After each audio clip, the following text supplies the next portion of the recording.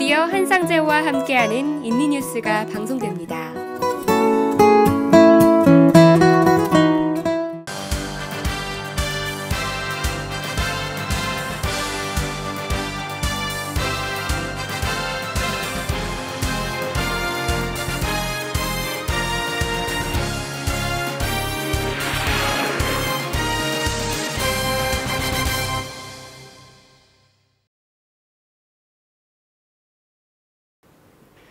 여러분 안녕하십니까? 한상재입니다. 지난 10일은 예수님 승천일로 쉬는 날이었기 때문에 많은 교민들이 가까운 데로 여행을 가거나 단체 모임 등으로 아주 바빴을 것입니다. 이제 우리는 2018년 라마단 단식호를 맞고 있습니다. 그러면 지금부터 5월 21일 월요일 저녁 한상재와 함께하는 인도네시아 주간 뉴스 브리핑과 논평을 시작하겠습니다.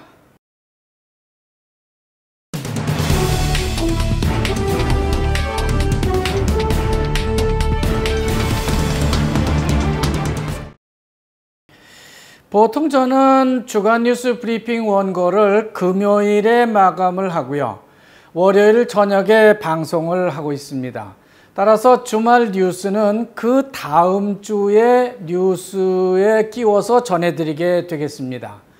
그렇지만 뉴스라는 것은 대개 연속성을 갖고 있기 때문에 크게 문제는 되지 않습니다.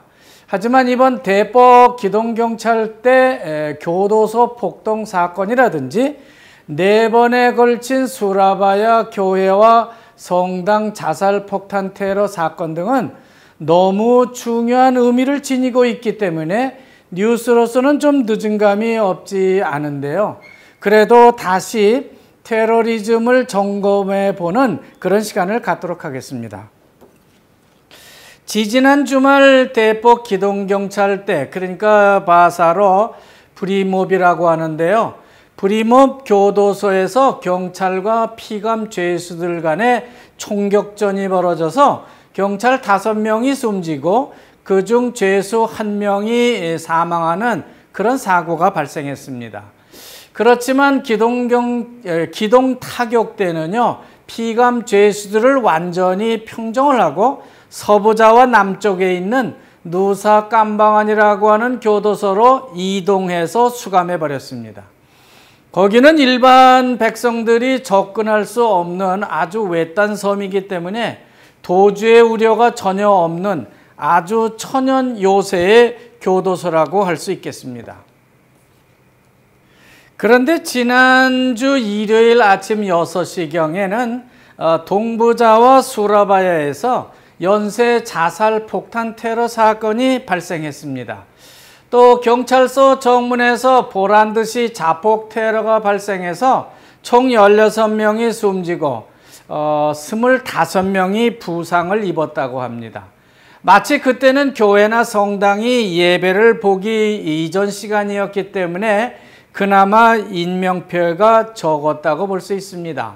만약 테러범들이 예배 시간에 맞춰서 자폭 테러를 했더라면 아주 큰 피해를 볼 수도 있었을 것입니다. 수라바야만 그런 사고가 있었던 건 아니고요.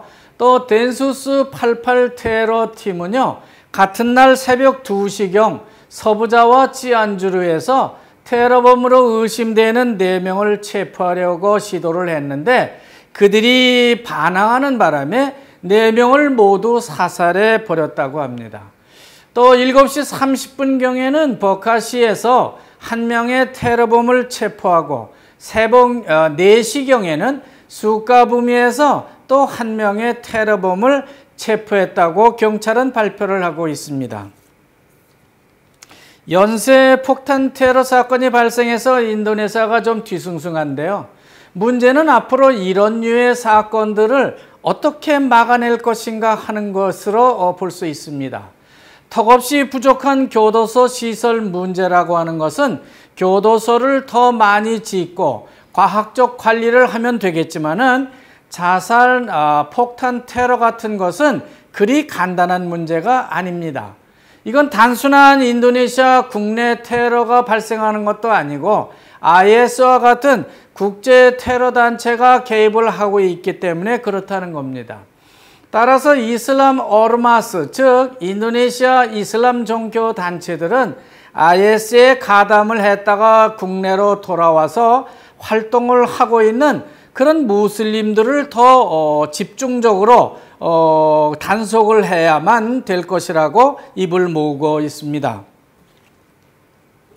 그렇지만 콤파스 신문은 대테러 방지법에 조속한 국회의 승인을 촉구하고 나섰습니다. 이미 대테러 방지법은 지난 2016년에 인도네시아 국회에 제출된 바 있는데 아직도 정치적인 이해관계 때문에 표류를 하고 있다고 하는 겁니다. 문제는 테러에 대한 정의가 분명치 않기 때문에 논의조차 국회의원들이 하지 않고 표류를 해버리고 있다고 하는 것이죠. 특히 군부가 개입을 할 수도 있는 문제가 여기에 있기 때문에 계속해서 국회는 이 법안을 미루고 있는 것으로 그렇게 알려지고 있습니다. 하지만 조코위 대통령의 대테러 의지는 매우 단호한 것 같습니다. 만약 국회가 대테러법을 또 미루게 된다면 그냥 넘어가지는 않겠다고 선언을 하고 있는 겁니다. 대통령령을 발동해서라도 테러법을 이번에 조치를 해보겠다 하는 그런 의지를 다지고 있는 것이죠. 다음은 외신이 되겠습니다. 미국이 대이란 제재를 선언하자마자 이란이 러시아와 중국 그리고 UAE 등의 외교적 협력을 구하고 있다고 합니다. 내 편을 찾고 있다고 하는 것이죠. 인도네시아에서는 PKS 이슬람당이 계속해서 조코위 대통령의 퇴진을 외치고 테러리즘에 휩쓸려 가고 있는 형국을 그려내고 있습니다. 그럼에도 불구하고 인도네시아는 아직까지 테러 방지법을 국회에 그냥 매달아 놓고 있습니다. 그건 우리나라도 마찬가지라고 생각됩니다. 그렇지만 송영무 국방장관이 지난 1월 31일인가요? 조코위 대통령을 예방한 자리에서 양국이 테러 방지를 위해서 협력을 해보자고 하는 MOU를 체결한 바 있습니다. 지금이 그 MOU를 실천할 때가 아닌가 그렇게 생각이 됩니다. 조코위 대통령이 최근 인도라든지 아프가니스탄 등의 서남아시아를 방문한 후에 갑자기 아프가니스탄에 외교적 공을 많이 들이고 있는 걸 볼 수 있습니다. 언제는 팔레스타인에 큰 노력을 기울이고 있었는데 갑자기 아프가니스탄에 더 노력을 기울이고 있는 것 같습니다. 그런 가운데 이웃나라인 말레이시아는 정치적 개혁을 시도하고 있는 것으로 보여지고 있습니다. 마하티르 전 총리가 재집권에 성공하고 즉시 나집 전 총리를 출국 금지시키고 있기 때문입니다. 부정부패죄로 법정에 나집을 세우겠다고 하는 것이죠. 반면에 영원한 정적으로 감옥에 들어가 있던 안와르 이브라힘을 석방한다고 합니다. 후계자로 키우겠다고 하는 것입니다. 국가라는 최상위 개념에 정적이고 뭐고 다 필요 없고 정치적으로 국가를 발전시키는 데만 집중을 하겠다고 마하티르는 다짐을 하고 있습니다.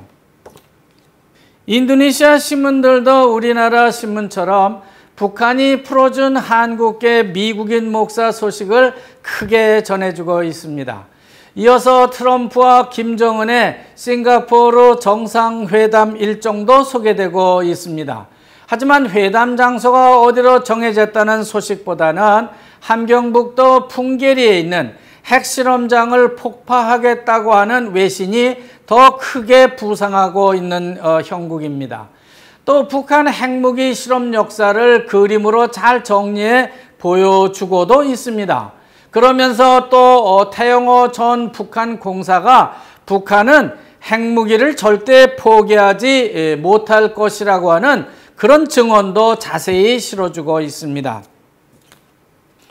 미국 이스라엘 대사관을 텔아비브에서 예루살렘으로 옮긴 것 때문에 인도네시아 이슬람들은 지난 14일부터 밤낮으로 반대 시위를 하고 있습니다. 특히 저녁 시간에 보면요, 마을마다 횃불을 치켜들고 대오를 지어서 행진하는 것을 볼 수 있겠습니다. 큰 소리로 미국 대사관 예루살렘 이전 반대를 외치고 있는 겁니다. 인도네시아 말고도 다른 이슬람 국가들이 이전 반대를 하고 있다는 것을 보도해 주고도 있습니다. 이스라엘 군대가 팔레스타인 사람들이 살고 있는 가자 지구를 포격하고 있다고 하는 그런 뉴스도 전해지고 있습니다. 이런 반이스라엘 시위는 라마단 기간 내내 계속될 것으로 예상됩니다. 다음은 루피아 환율과 주가 변동 뉴스가 되겠습니다. 마침내 지난 14일 오후부터 US 달러 대비 루피아 환율이 14,000 루피아대를 회복하기 시작했습니다. 그러나 한때 14,048 루피아까지 올라갔다가 환율 마지노선을 넘었다는 그런 뉴스가 크게 전해진 바 있습니다. 그러다가 곧 13,973 루피아대로 다시 고개를 숙이기 시작했는데 지금은 다시 14,000대를 올라섰습니다. 교도소 폭동에다가 테러까지 겹치면서 환율이 요동을 친 것 아니냐 하는 분석을 내놓고 있기도 합니다.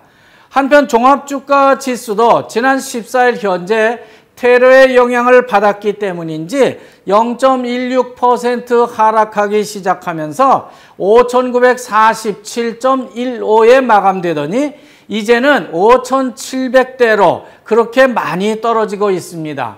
6,500대로 치솟았던 종합주가 지수가 크게 수직 낙하하고 있는 겁니다. 다음은 지방 사회 그리고 지방 뉴스 모음을 전해드리겠습니다.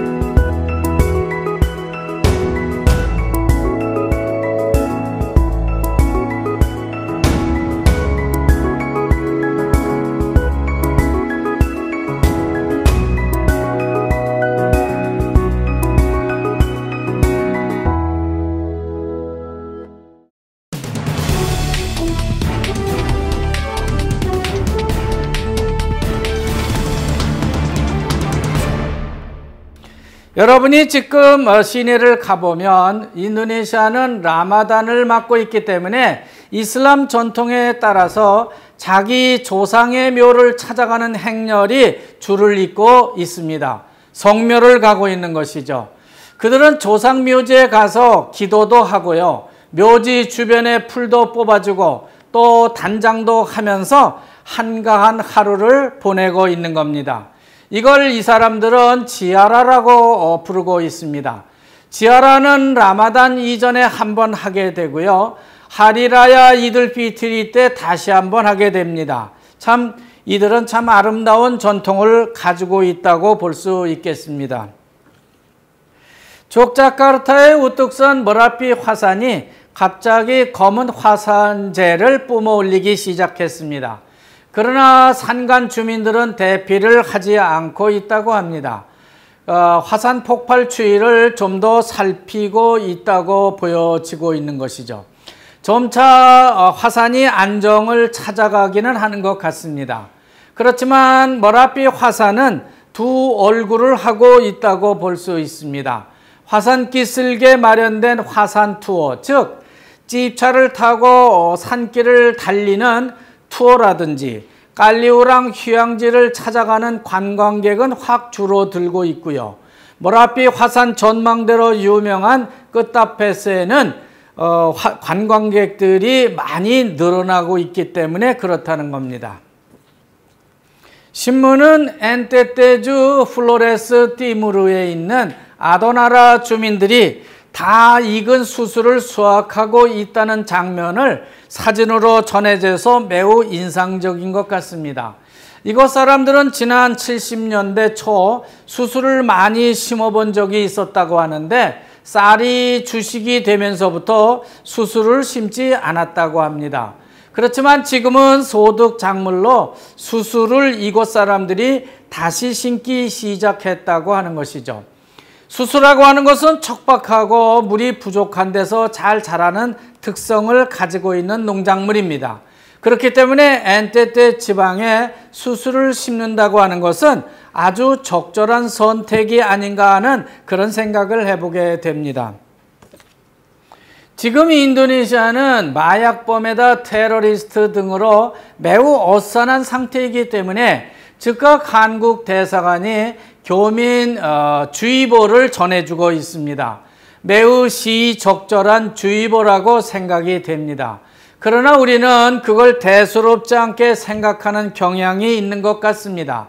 특히 한국 교회와 성당을 보게 되면 시내 어느 대형 쇼핑몰보다 더 허술한 것이 아닌가 하는 그런 생각을 전해보게 됩니다. 자카르타 경찰국이 경계주의보를 격상했다고는 하지만은 그걸 전적으로 믿고 안심하고 있는 교민은 없다는 생각이 듭니다. 주의를 하라고 할 때 한 번 더 출입구의 메커니즘을 점검해 보면 어떨까 하는 그런 생각을 여러분께 전해드립니다. 지난 15일 아침인데요.